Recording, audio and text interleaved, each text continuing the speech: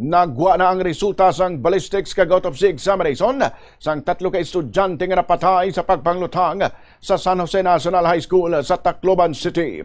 Sunod sa Philippine National Police Regional Forensics Unit 8, ang 3 ka biktima natiruhan sang balahalin sa malayo nga anggulo nga nagapakita ang pagpanglutang wala sang specific nga ginpunteriya kundi random shooting. Base sa investigasyon, ang mga bala nagtandog sa importante nga mga parte sang lawas sa mga biktima nga among nagresulta sa ilang gilayon nga kamatayon.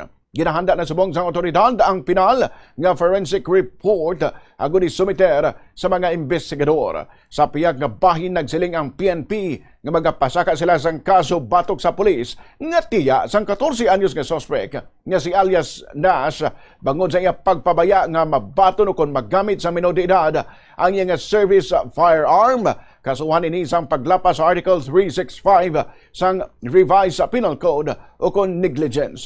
Suno pa sa PNP, posible man nga maatuwang sa parehong nga kaso ang lolo sang suspetsado nga ginasiling among tag-iya sang 38 caliber revolver nga gingamit man sa krimen. Nauna na nagwa sa investigasyon sang PNP nga ang 14 anyos nga suspect ang nakapalupok sang 33 ka beses kag nagreload pa sa iya dalang nga pusil. Isa naman palupok sang 15 anyos nga si alias Rod.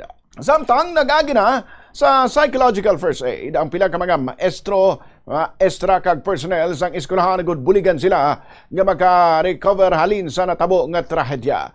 Suno sa principal sang San Jose National High School, mayara na sang nakasugtan nga safety protocol ang eskwelahan kung may matabo nga kaangay nga among nga insidente.